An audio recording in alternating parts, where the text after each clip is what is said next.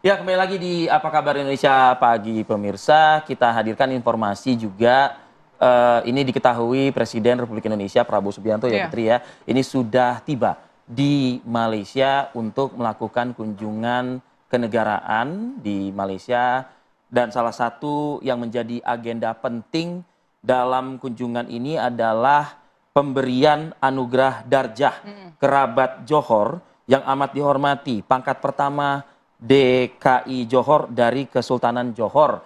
Jadi setelah bertolak meninggalkan India Mhm. begitu, Presiden Republik Indonesia dan juga rombongan ini bertolak Mengantarkan. menuju ke Malaysia untuk melakukan serangkaian kenegaraan.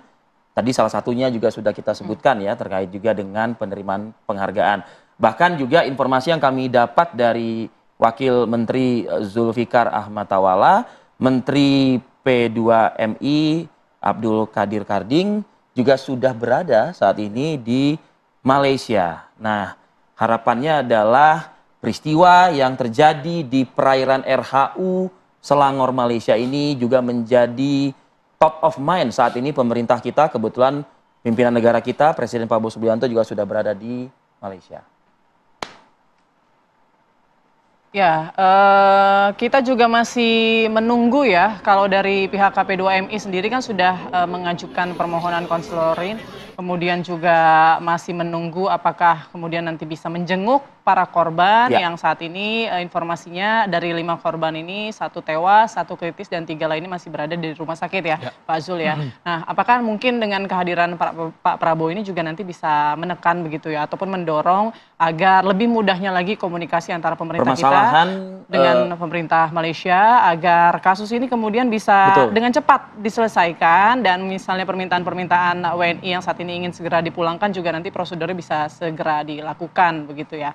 Oke, Oke. kita pantau juga bagaimana situasi ataupun informasi terbaru di Malaysia. Ada rekan kami Happy Muhardi yang mengabarkan langsung dari Kuala Lumpur, Malaysia. Happy, bagaimana informasi terbaru dari otoritas sana terkait dengan kasus 5 WNI kita yang saat ini berada di sana atau diamankan oleh aparat polisi di Raja, Malaysia?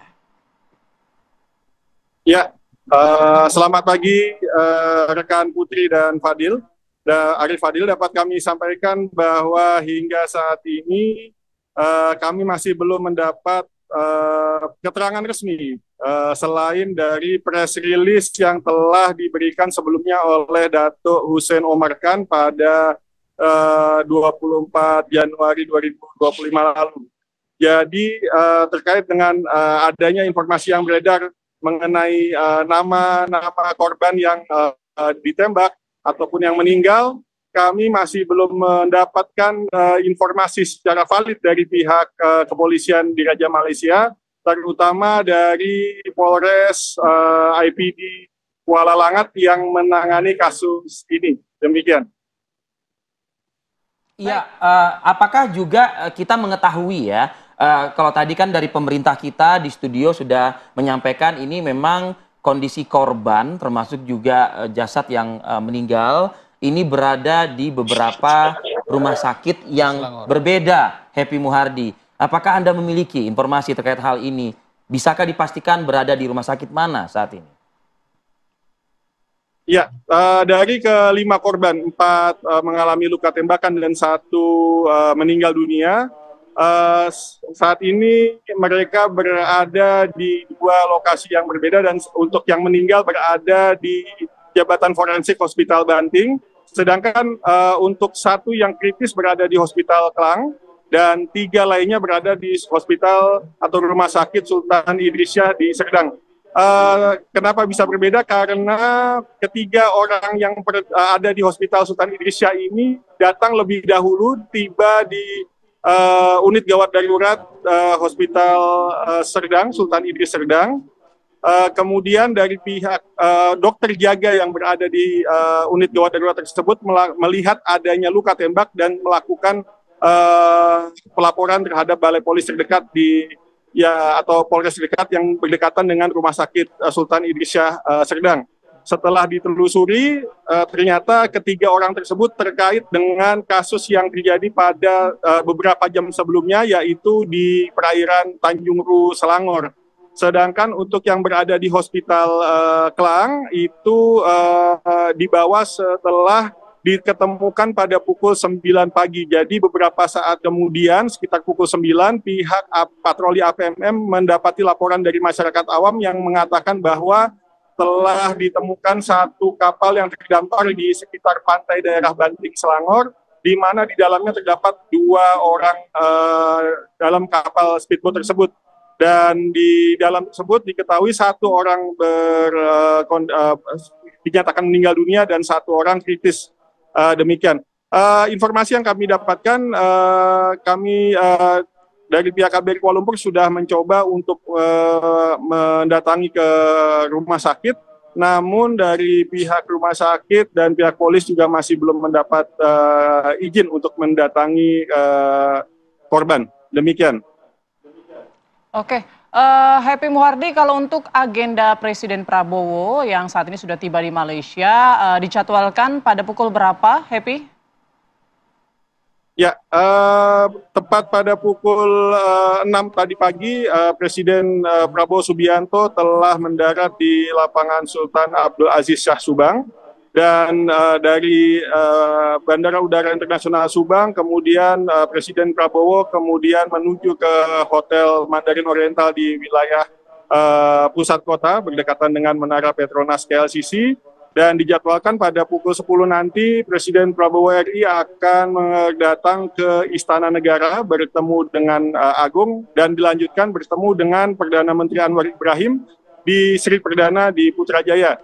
Dan menurut informasi yang kami terima saat ini, setelah dari Sri Perdana ke tempat kediaman bertemunya Presiden Prabowo dengan Perdana Menteri Anwar Ibrahim, dilanjutkan untuk dijadwalkan untuk kembali ke Indonesia. Demikian.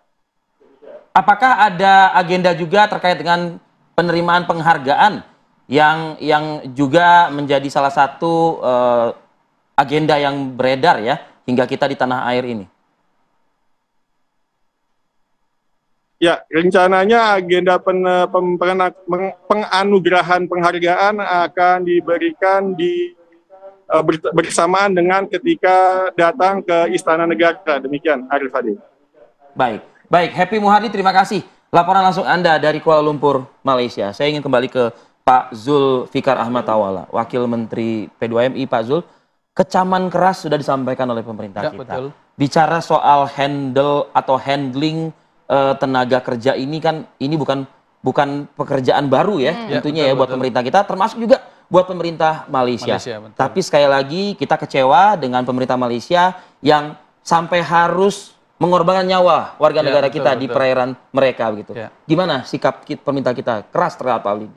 Ya, kita tentu sebagaimana amanat undang-undang bahwa pemerintah ini akan totalitas menjaga seluruh tumpah darah Indonesia, baik yang ada di dalam negeri maupun yang ada di luar negeri. Kita tahu persis bagaimana Bapak Presiden dulu dengan gigihnya membantu Wilfrida bebas dari hukuman mati, dan itu hanya nyawa 1 orang. Dan konsen kami pun di Kementerian P2MI adalah bagaimana pelindungan ini, total protection ini kita bisa jangkau di seluruh pekerja-pekerja migran Indonesia yang ada di luar negeri. Oke, ini kan bukan kasus pertama ya, sepertinya juga cukup sering ya. Bicara soal yang jalur ilegal ya. Betul, warga negara kita yang juga ditembak mati begitu. Pernah ada dulu warga Riau karena dituduh penyelundupan burung. Nah kali ini juga kita masih menunggu ya alasan dibalik kemudian aparat di sana bisa melakukan tindakan yang cukup berlebihan ya menurut kita. Nah, apakah memang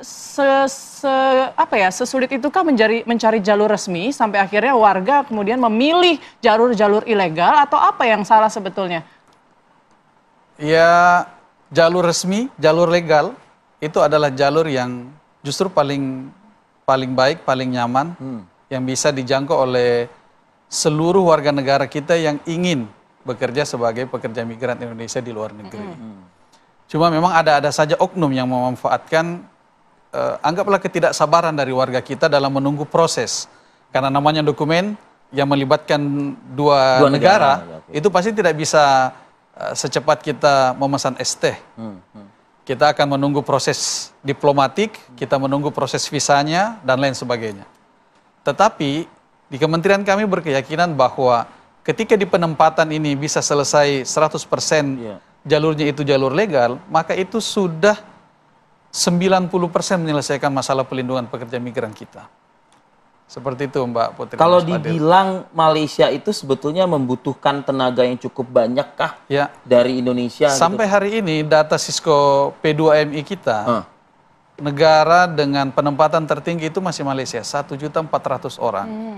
Begitupun data pelindungan, data pemulangan, itu yang tertinggi memang dari Malaysia. Tahun 2024 itu 71% itu pemulangan itu kurang lebih sekitar 11 ribuan orang itu pemulangan itu ya dari Malaysia. Nah dari data itu bisakah di breakdown kebutuhan-kebutuhan tersebut ditempatkan untuk sebagai apa begitu di sana? Sejauh ini memang yang paling banyak adalah domestic worker dan yang bekerja di sektor perkebunan. Oke, sektor perkebunan dan domestik. Nah artinya mereka pun butuh kan, begitu pertanyaan. Sangat butuh. Mereka pun butuh. Sangat butuh. Oke, nah tapi apakah memang harus memperlakukan warga negara kita seperti itu gitu misalnya? Ya memang dalam beberapa case-case yang seperti sekarang ini kita selalu serasa diingatkan kembali untuk terus-menerus meminta kepada pemerintah Malaysia agar memperhatikan keselamatan dari para pekerja migran atau para WNI kita yang ada di sana. Termasuk juga mendorong percepatan prosesnya juga mungkin. Tentu. Atau mungkin proses yang agak ribet istilahnya kalau kita bilang, apakah itu memang terjadi di tanah air, di pemerintah kita, atau dari pemerintah mereka juga yang sebetulnya agak panjang gitu. Yang paling lama dari seluruh tahapan itu adalah penerbitan visa sebenarnya. Penerbitan visanya. Visa kerjanya. Oke. Karena itu mungkin melalui beberapa screening ya.